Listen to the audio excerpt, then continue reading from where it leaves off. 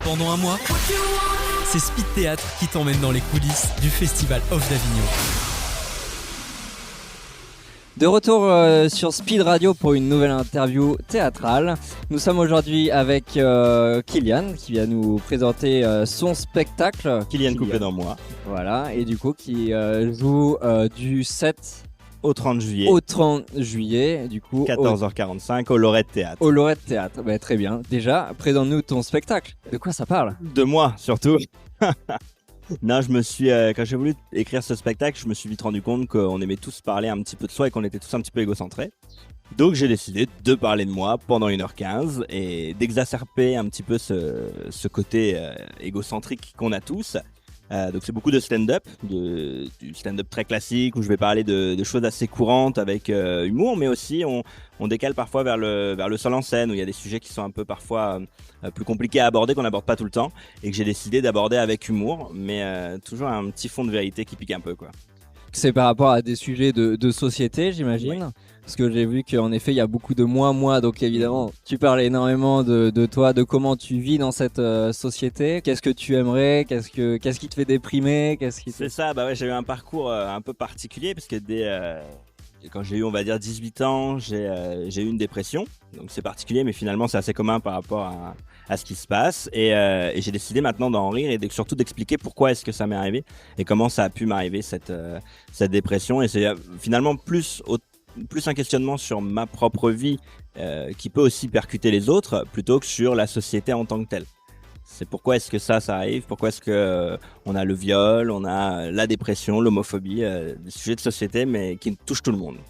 Dans le spectacle, il y a des interactions avec le public. Est-ce que des fois tu as des remarques qui veulent parler ? Ouais, bah c'est ça que j'aime bien aussi dans le seul en scène, c'est que tu peux vraiment interagir avec eux. J'ai un spectacle qui est écrit et en fait il change à chaque fois en fonction du public, de quand est-ce qu'il va monter sur scène, mais ça faut pas le dire sinon ils viendront pas me voir. Mais il y a toujours un petit moment. En plus, j'aime beaucoup les garçons au premier rang, donc il faut bien qu'ils se mettent au premier rang.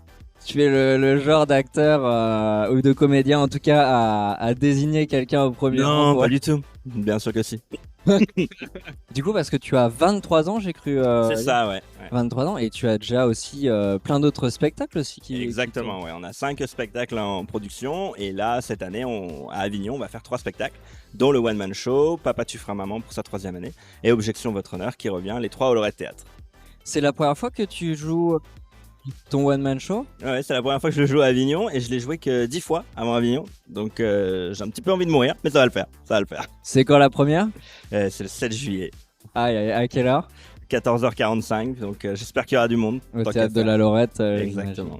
5 spectacles, 23 ans, et un spectacle vraiment très personnel, parce que tu as fait ton coming out il n'y a pas si longtemps que ça. J'imagine que c'est aussi un spectacle assez militant. Je ne sais pas si on peut dire que c'est militant, parce que j'aime pas forcément le terme, et d'ailleurs j'en parle dans le spectacle, mais en tout cas j'ai envie d'aborder l'homosexualité et la communauté queer avec beaucoup plus de facilité que parfois on l'aborde.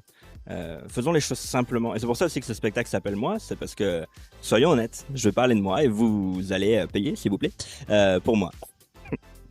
S'il y avait par exemple 3 mots qui définiraient ton spectacle, ça serait quoi ? Qui donnerait envie. Il y a pas mal d'ironie, beaucoup d'impudeur et surtout j'essaye d'être le plus sincère possible. Je pense que maintenant on l'est de moins en moins, on vrille vite vers l'hypocrisie et là j'avais envie pendant 1h15 juste d'être avec vous et que vous viviez un peu ce que moi j'ai vécu, sans être forcément touché, mais en tout cas qu'on comprenne que ça existe. Du coup là il n'y a pas forcément d'humour noir. Pas tout le temps. Mais il y en a un peu. Ouais, il y en a un petit peu. Ouais, j'essaye vraiment d'aborder un petit peu tous les styles qu'on fait dans le stand-up. Donc il y a une grosse part à l'improvisation parce que j'adore ça. Il y a aussi de l'humour noir que je travaille par l'ironie et après du stand-up très classique où on s'amuse, où on interagit. J'ai envie que les gens sortent en se disant j'ai pas vu un one man show. J'ai vu une expérience, c'était un peu waouh ou pas du tout d'ailleurs, mais j'ai vu un truc quoi. Parce que j'ai eu 72 minutes de One Man Show, ça a dû être une écriture de dingue. T'as commencé à écrire ce spectacle quand d'ailleurs ? J'ai commencé à écrire mon premier One Man Show à 15 ans. J'ai écrit des trucs et puis je croyais que c'était génial. Et j'ai arrêté, je l'ai relu quand j'avais 18 ans et je l'ai jeté. Et puis finalement un jour j'ai retrouvé, quand j'avais 21 ans, j'ai retrouvé quelques extraits de ça. Et en fait je me suis dit bah non, c'est pas si nul que ça. T'avais déjà tout dit, juste on va un petit peu le réécrire, on va un peu le peaufiner. Mais finalement, je me rends compte que les choses simples, quand on dit des choses super simples, c'est hyper percutant. Qui viennent du cœur en plus et de Exactement. ta personnalité. On peut te retrouver sur des réseaux sociaux aussi?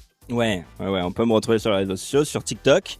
C'est un peu particulier pour moi, l'univers TikTok, parce que j'ai fait beaucoup de vidéos pendant le confinement, donc ce qui a arrêté ma carrière. Et j'ai essayé de faire des vidéos et je suis très content, ça a marché, mais c'est très particulier parce que je voulais toujours faire une vidéo pour dire un truc. Et je me suis rendu compte que j'avais pas tout le temps un truc à dire. Et du coup, après, les gens t'oublient et te le reprochent. Et non, moi, je préfère qu'il y ait moins de gens, mais qu'ils disent, OK, il a un truc à dire. Est-ce que du coup ça n'a pas bouleversé ta créativité? Parce que c'est vrai qu'un élément par jour à apporter, c'est quand même, Mais c'est quand même du travail. C'est hyper compliqué d'apporter à chaque fois un truc drôle, un truc percutant, un truc qui n'existe pas. Aujourd'hui, il y a de plus en plus d'artistes, d'humoristes, de gens qui se tentent à l'humour. C'est hyper compliqué. Et en plus, TikTok, c'est la guerre, vraiment. Dès que tu dis un truc qui sort un petit peu des codes, tu te fais insulter. Donc, Et t'as des éléments que tu as mis dans ton spectacle qui à la base étaient sur TikTok Ouais. ou inversement? ouais, il y a des éléments qui viennent de TikTok parce que ça a vraiment. Je pensais pas que ça toucherait autant les gens quand je parle de la religion, etc. Allez voir ce sketch d'ailleurs sur TikTok. Je mets beaucoup longtemps à l'écrire. C'est quoi d'ailleurs, comment tu t'appelles sur les Kylian réseaux Coupé sociaux? officiel. Kylian, pardon. Coupé officiel. Quelque chose de très égocentré. Comme le nom de ton spectacle. Moi, Exactement. Exactement. tout simplement. Voilà. Bah en tout cas, merci pour cette interview. Bah, merci à toi. Et puis bah merde pour ta première le 7 Ouais. qu'on retrouve à partir de 14h30, 45. 14h45 au théâtre de la Lorette. Exactement. Et bah merci Kylian. Merci à toi. Du mix et du théâtre, c'est Speed Radio.